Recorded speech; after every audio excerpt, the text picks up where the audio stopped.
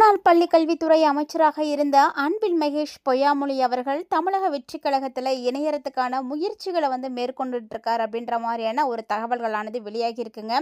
இந்த தகவல் பார்த்தீங்கன்னா தமிழக அரசியல் வட்டாரத்திலேயே மிகப்பெரிய பரபரப்பை ஏற்படுத்தியிருக்கு. தற்போது நாளிதழ்களில் வெளியாகி இருக்கக்கூடிய இந்த செய்திகள் மூலமாக நிறைய பிரச்சனைகளானது பரவிட்டு இருக்குங்க. அது மட்டும் இல்லாமல் அரசியலில் நிறைய விவாதங்கள் கூட நடைபெற்றிருக்கிற மாதிரியான அப்டேட் கிடைச்சிருக்கு. ஸோ அதை பற்றின டீட்டெயிலில் தான் இந்த பதிவில் நம்ம பார்க்க போகிறோம். கிடைச்சிருக்கக்கூடிய தகவலின்படி பார்க்கும் பொழுது தனியார் பள்ளிகளுக்கான தடையில்லா சான்றிதழ் வழங்கிய விவகாரத்தில் கோடிக்கணக்கான முறையீடுகள் நடைபெற்றிருக்கு அப்படின்னு ஒரு குற்றச்சாட்டானது வச்சுருக்காங்க. ஸோ இந்த குற்றச்சாட்டு தற்போது தீவிரமாக பேசப்பட்டுட்டு இருக்கு.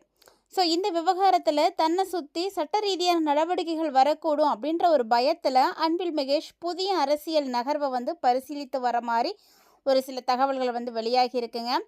என்னதான் இந்த விஷயம் வெளியில் வந்திருந்தாலுமே கூட இந்த தகவலை அரசியல் விமர்சகர்கள் யாருமே உறுதிப்படுத்திக்க முடியாத ஒரு தகவலாக தான் இருக்குது. இதுக்கு என்ன முக்கிய காரணம் அப்படின்னா, துணை முதலமைச்சராக இருந்த உதயநிதி ஸ்டாலினுடைய நெருங்கிய நண்பராகவும் திமுகவில் முக்கிய பொறுப்பில் இருக்கக்கூடிய தலைவராகவும் இருக்கிறவர் தாங்க அன்பில் மகேஷ். ஸோ இவ்வளவு விரைவாக தமிழக வெற்றி கழகம் நோக்கி அவருடைய அரசியல் பயணம் போகிறது அப்படின்றது அந்த அளவுக்கு சாத்தியம் கிடையவே கிடையாது. அது எல்லாருக்குமே தெரியும்.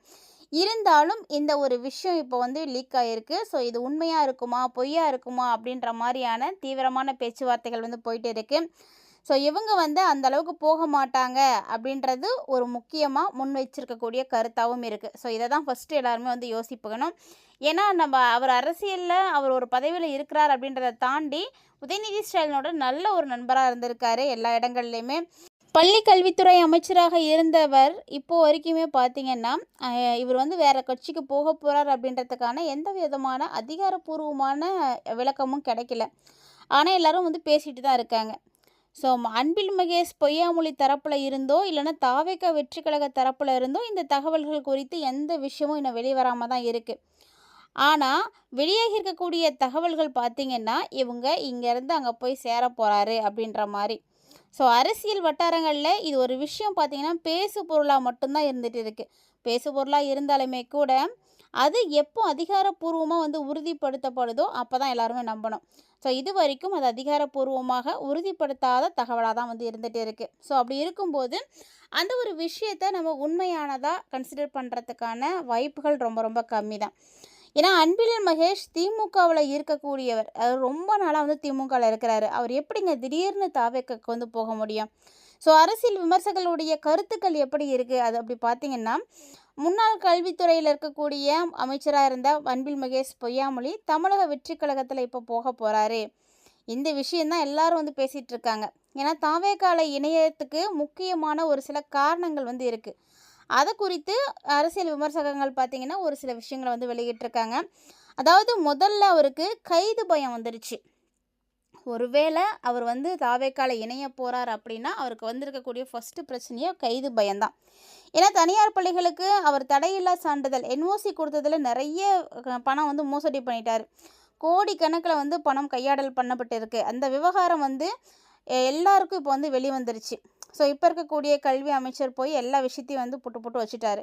அந்த அமைச்சர் அன்பில் மகேஷ் இதனால் கைது செய்யப்படலாம் அப்படின்ற ஒரு பயம் அவருக்கு வந்துருச்சு. அதனால் தாவேக்கால இணையறதுக்கு ஏதோ ஒரு தூது விட்ட மாதிரி இந்த விஷயம் நடந்திருக்கு. அப்படி தான் நாளிதழ்களில் வெளியாகிருக்கே தவிர இன்னும் அவர்கிட்ட இருந்து எந்த விதமான அதிகாரப்பூர்வமான தகவலும் வரல.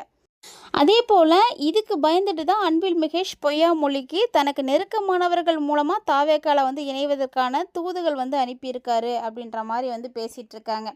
அதோடு பார்த்திங்கன்னா அரசியல் விமர்சகர்களுடைய பார்வை எப்படி இருக்குது? அன்பில் மகேஷ் துணை முதலமைச்சர் உதயநிதி ஸ்டாலினுடைய ரொம்ப நாள் நண்பர். இருந்தாலும் அவர் இப்போ போய் தாவேக்கால இணைஞ்சிட்டார் அப்படின்னா உதயநிதி ஸ்டாலின் என்ன முடிவெடுப்பார் அப்படின்ற மாதிரியான கேள்விகள் நிறைய வெளிவந்திருக்கு. ஏன் திடீர்னு இவர் போய் அங்கே இணையணும்? ஒருவேளை அவர் இணையலை அப்படின்னா கூட ஏன் இந்த மாதிரியான விஷயங்கள் வெளியாகுது? அவர் பேசாமல் இந்த மாதிரி விஷயங்கள் வெளியாகிறதுக்கு வாய்ப்புகள் இல்லை. ஸோ என்ன காரணத்துக்காக இப்படி மாறுறாங்க அப்படின்ற மாதிரியான சிந்தனைகள் வருது.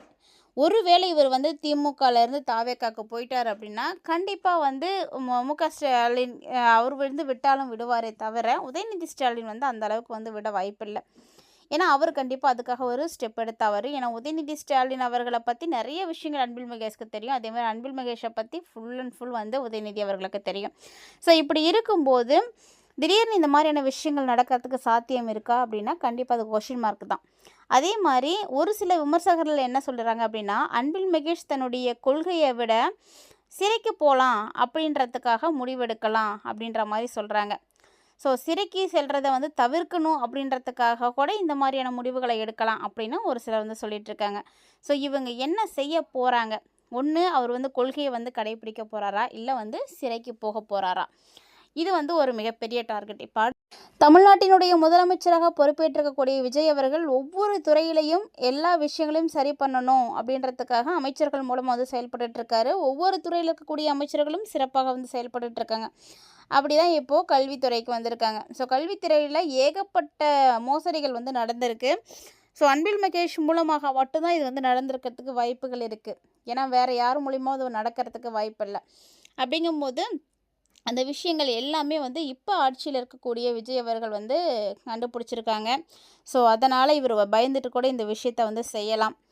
ஸோ தாவேகால தலைவராக இருக்கக்கூடியவர் விஜய் தான். அன்பில் மகேஷை தன்னுடைய கட்சியில் வந்து சேர்த்துக்கிட்டார் அப்படின்னா நிச்சயமாக விஜயோட இமேஜ் வந்து பாதிக்கப்படுறதுக்கும் வாய்ப்புகள் இருக்குது. ஸோ ஏன்னா அவர் வந்து முழுக்க முழுக்க திமுகவில் இருந்தவர். அவரை கொண்டு வந்து இப்போ தாவேகால கல்வித்துறை அமைச்சராக இருந்தவரை கொண்டு வந்து இங்கே வைக்கிறது அப்படிங்கிறது சாத்தியமில்லாத விஷயம். அதே மாதிரி ஒரு கல்வித்துறையில் அமைச்சராக இருந்தவர் இந்த கட்சியில் போய் ஒரு தொண்டர்களில் ஒருத்தராக போய் இணைவாரா அப்படின்னா அதுவுமே வந்து மிகப்பெரிய கொஷின் மார்க்கு தான். திமுகவினுடைய முக்கிய தலைவர்கள் ஒரு சிலர் பார்த்திங்கன்னா வெளிநாடுக்கு போயிருக்காங்க. இந்த நிலையில் இந்த சூழ்நிலையில் அன்பில் மகேஷ் போன்ற ஒரு அமைச்சர் தாவேகால இணையிறது நிச்சயமாக திமுகவுக்கு வந்து அது மிகப்பெரிய ஒரு பின்னடைவாக வந்து இருக்கும். அதனால் கண்டிப்பாக அவர் வந்து செய்யறதுக்கு வாய்ப்புகள் ரொம்ப ரொம்ப கம்மி தான். அதனால் திமுகவினுடைய நிலையும் ரொம்ப வந்து கொஷின் மார்க்காக தான் இருக்குது. ஒருவேளை இவர் தாவேக்காக்கு போய் இணைஞ்சிட்டார் அப்படின்னா அதுவும் வந்து பாதிப்புகளை அந்த கட்சிக்கு கொடுக்கும். ஸோ தமிழக அரசியல் களத்தை பொறுத்த வரைக்கும் தாவேக்காவினுடைய வருகை ஒரு புதிய சக்தியாக தான் வந்து உருவெடுத்திருக்கு. அதிமுக மற்றும் திமுகவை சார்ந்த பல முக்கிய பிரமுகர்கள் தாவேக்களை வந்து இணையறதுக்கான வாய்ப்புகள் இருக்குது அப்படின்ற மாதிரியான யூகங்கள் தான் வந்து பரவிட்டு இருக்கே தவிர அது உண்மையாக ஆகிறதுக்கு வாய்ப்புகள் கொஞ்சம் கம்மி தான். அதில் குறிப்பாக அன்பில் மகேஷினுடைய நகர்வு நிறைய திருப்பங்களுக்கு வழிவகுக்கும் அப்படின்னு எதிர்பார்க்கப்படுது. ஸோ பொறுத்திருந்து பார்க்கலாம் அன்பில் மகேஷினுடைய நகர்வு எப்படி இருக்க போகுது, அவர் என்ன முடிவு எடுக்க போகிறாரு. ஒருவேளை அவர் தாவேக்களை இணைஞ்சார் அப்படின்னா உதயநிதி ஸ்டாலின் என்ன முடிவு எடுப்பார். ஸோ இருவருக்குள்ளே இருக்கக்கூடிய நட்பு என்ன ஆகும், இப்படி பல கேள்விகளானது இருக்குங்க. ஸோ இது எல்லாமே பார்த்தீங்கன்னா ஒரு யூகம்தான், நடந்தால் என்ன நடக்கும் அப்படின்ற மாதிரி.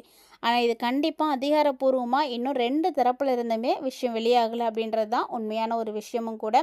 ஸோ பொறுத்திருந்து பார்க்கலாம் என்ன நடக்க போகுது அப்படின்றத. இந்த மாதிரி அரசியல் அப்டேட்டெல்லாம் நீங்கள் உடனுக்குடன் பார்த்து தெரிஞ்சுக்கிறதுக்காக மறக்காமல் நம்ம சேனலை சப்ஸ்கிரைப் பண்ணிவிட்டு ஃபாலோ பண்ணிக்கோங்க.